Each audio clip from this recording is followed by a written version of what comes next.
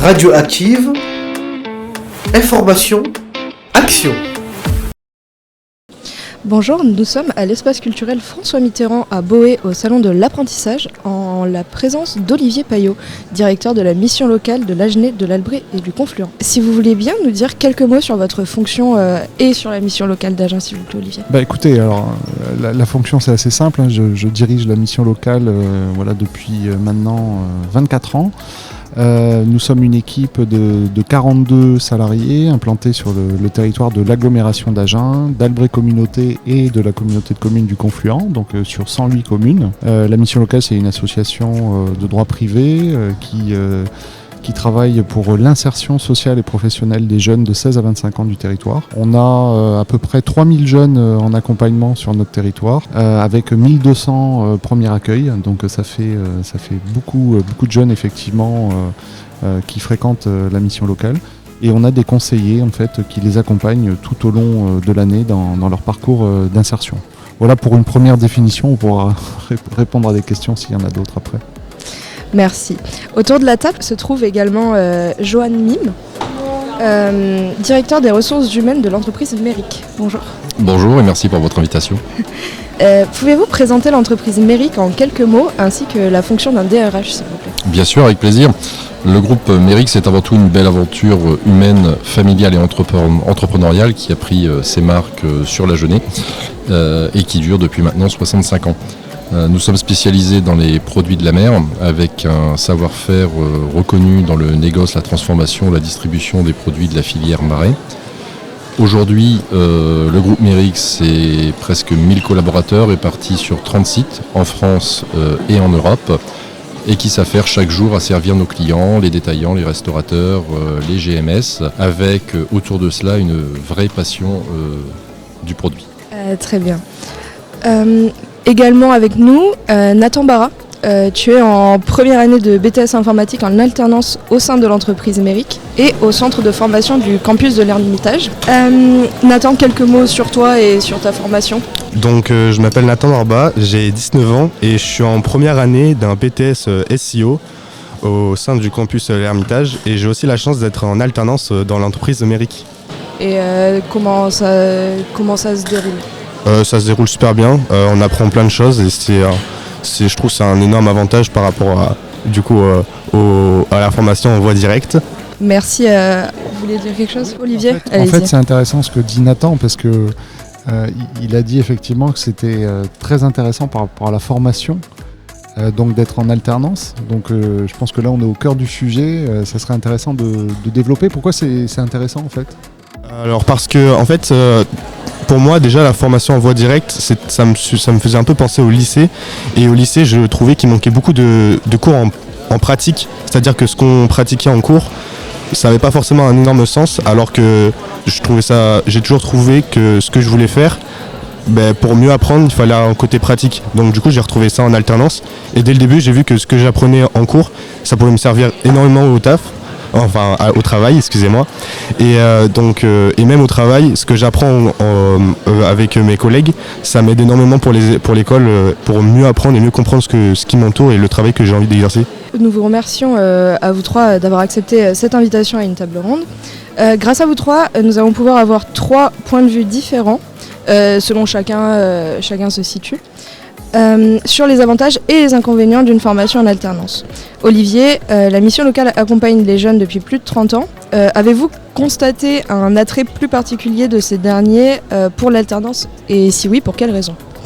Ah oui, très clairement, comme vous le dites, ça fait pas tellement plaisir, mais bon, ça fait 25 ans que je dirige cette mission locale, donc je suis un peu un vieux, on va dire. Donc j'ai vu beaucoup de choses. C'est vrai qu'il y a quelques temps, encore 10 ans en arrière, quand les jeunes venaient en mission locale, sur la question de l'emploi, puisqu'on les accompagne globalement sur toutes les thématiques, mais là on est bien sur la question de l'emploi. Bon, la demande c'était l'emploi direct.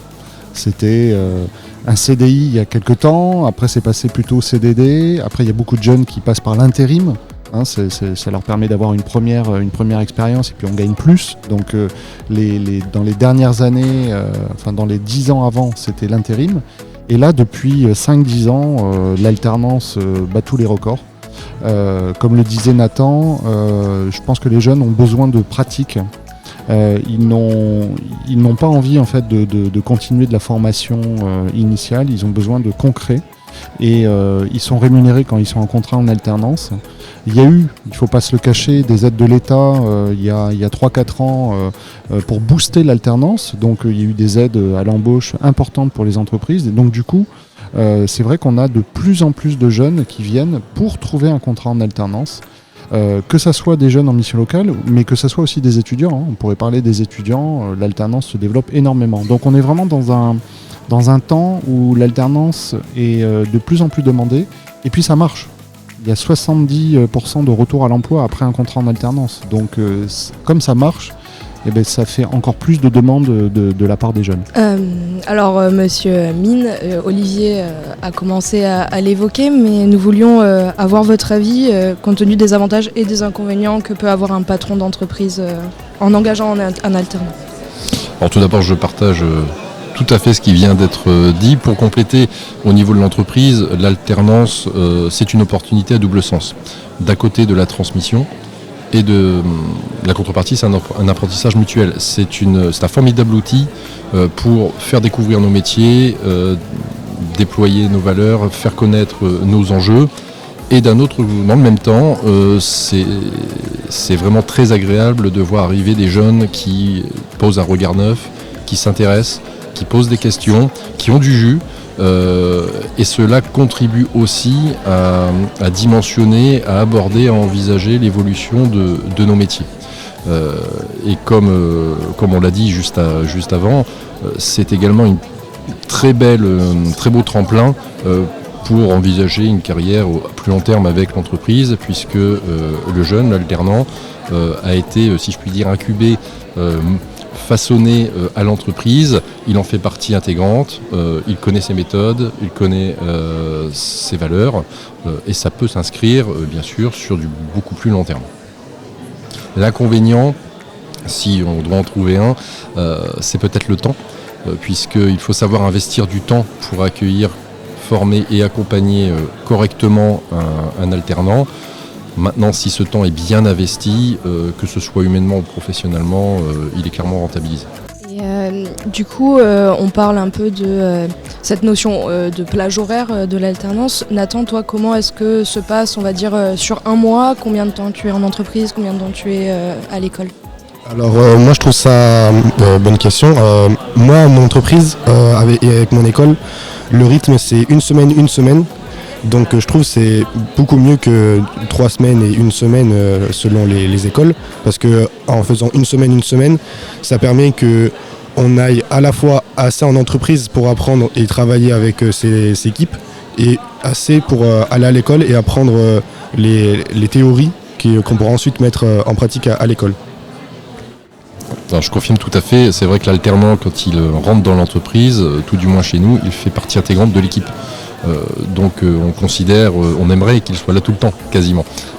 Donc plus les plages en effet en dehors de l'entreprise sont courtes, elles sont nécessaires bien entendu pour acquérir les enseignements académiques et les bases, mais plus il est restreint, plus il est apprécié en entreprise en effet, parce que l'alternant, encore une fois, fait partie intégrante de l'entreprise et de l'équipe. Beaucoup de jeunes aujourd'hui disent qu'il est assez difficile de trouver une entreprise prête à les accueillir pour effectuer une formation par alternance. Donc là, je m'adresse à chacun d'entre vous, quiconque veut répondre.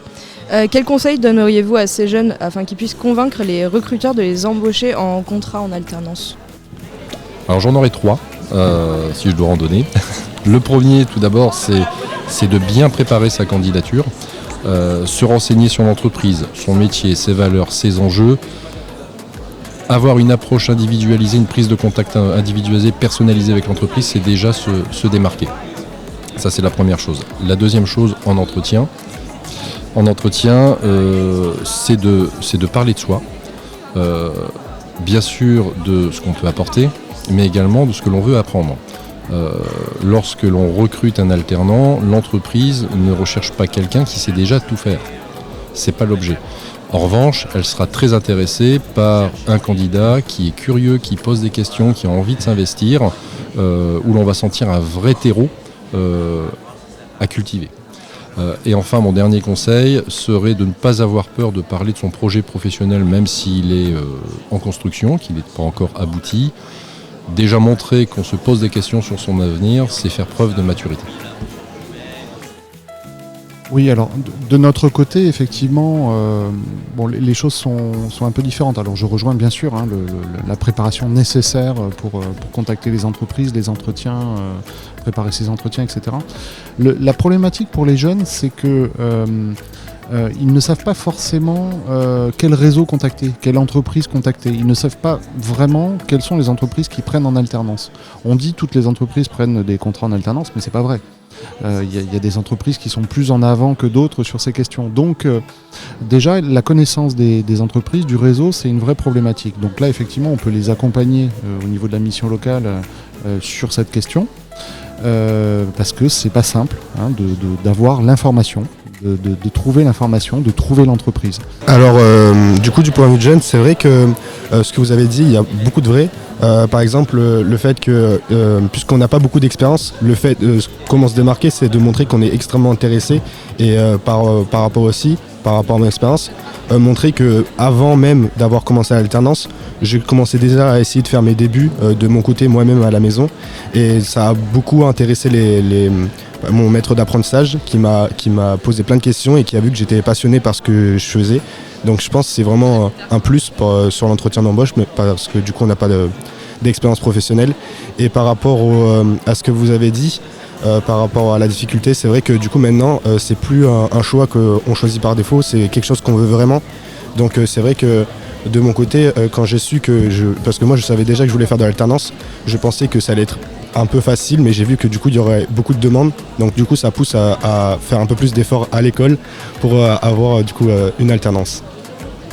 Très bien. Encore merci à vous trois. Alors une dernière question, à moins que Monsieur Payot veuille relancer. Oui, ce que je voulais dire, c'est que effectivement l'alternance c'est un vrai choix maintenant pour beaucoup de jeunes, et on est dans une période intéressante où les entreprises ont plus recours à l'alternance, les jeunes aussi, et donc je trouve que c'est une excellente chose que l'alternance soit vraiment reconnue des deux côtés. C'était pas encore le cas il y a une dizaine d'années. Il y a une dizaine d'années, encore une fois, l'alternance c'était souvent un choix par défaut. Moi, ce que je dirais, c'est qu'au niveau des entreprises, des jeunes et des opérateurs de l'emploi, on va dire de l'accompagnement, c'est rentré dans les mœurs, il n'y a pas de problème. Malheureusement, il y a encore des efforts à faire au niveau de l'éducation nationale, qui en son sein, en interne, que ce soit les professeurs, etc., n'ont pas forcément encore cette vision de vraiment l'intérêt de l'alternance. Et pourtant, quand on regarde les études supérieures, ça se développe partout, de plus en plus, que vous allez en école d'ingénieur, en prépa, etc. Tout peut se faire aujourd'hui en alternance, même les bacs plus 3, les bacs plus 4, etc. Donc c'est une très bonne chose, mais il y a encore des efforts à faire en formation initiale. En dernière question, nous voulions savoir si ce type de salon, donc dans lequel nous nous trouvons aujourd'hui, est-ce que c'est une vitrine pour les jeunes ou les entreprises pour les convaincre d'aller vers l'alternance ? Alors bien sûr, c'est une vitrine avant tout, mais pas que, c'est aussi un lieu d'échange. On sort du cadre formel du CV, du mail, de la lettre de motivation, de l'entretien à huis clos, etc., etc. Et on repart quelque part à l'essentiel, c'est-à-dire la discussion en tête-à-tête dans un lieu qui est intéressant. Et ça permet de faire découvrir nos métiers, nos valeurs, nos projets. Et parfois même, bon, c'est rare, mais ça existe, de faire naître des vocations. C'est déjà arrivé. De mon côté, c'est vrai que c'est grâce à ce genre d'événement que j'ai pu trouver mon alternance à Amérique, parce que trouver de soi-même des entreprises, c'est possible, mais c'est vraiment beaucoup plus compliqué, parce qu'il faut avoir le temps de se déplacer pour chaque entreprise, alors que ces événements, ça réunit toutes les entreprises, donc c'est vraiment une opportunité pour nous, ce qui m'a, moi, aidé à trouver mon entreprise. Moi, je voudrais rajouter qu'effectivement, je suis tout à fait d'accord. Les forums un peu usine à gaz, là, de masse, tout ça, c'est vraiment plus à faire. Et d'ailleurs, on le fait de moins en moins. Nous, ce qu'on préfère, c'est effectivement des petits forums, des job dating. Et puis, je voudrais mettre en avant aussi la web radio, Parce que notre web radio, en fait, elle est là pour mettre en relation les jeunes et les entreprises. Et je pense que le fait que les jeunes interviewent les dirigeants, interviewent des opérateurs, des agents dans l'entreprise, montrent les métiers, et après que ça soit diffusé auprès des jeunes, je pense que là, il y a un vrai intérêt, à la fois pour les entreprises de faire découvrir leur métier de manière différente, et pour les jeunes de découvrir des métiers de manière concrète, parce que c'est les jeunes qui interrogent avec leurs vraies questions, et quand on est de pair à pair, ça marche parfaitement. Donc moi je pense plutôt à des opérations comme ça, vraiment en bilatéral, on va dire, en B2B, de manière très conviviale, et non plus des forums de masse où on est là pour vendre quelque chose.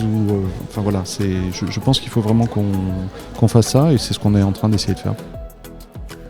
Je voudrais rebondir, il ne nous reste pas beaucoup de temps, mais par rapport à ce que disait Olivier, Monsieur Mine, je voulais avoir votre avis par rapport justement au fait que, par exemple, une web radio puisse venir interviewer votre entreprise pour mettre un peu en avant vos métiers.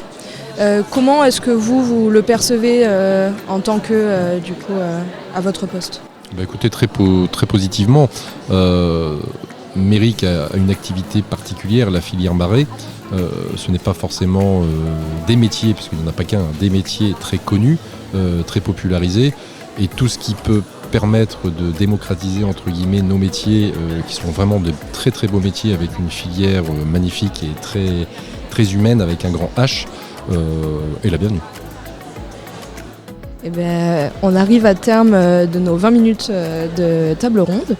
Et je voulais vous remercier encore une fois à tous, à vous trois, d'avoir participé aujourd'hui. Merci à vous. Merci beaucoup. Merci bien.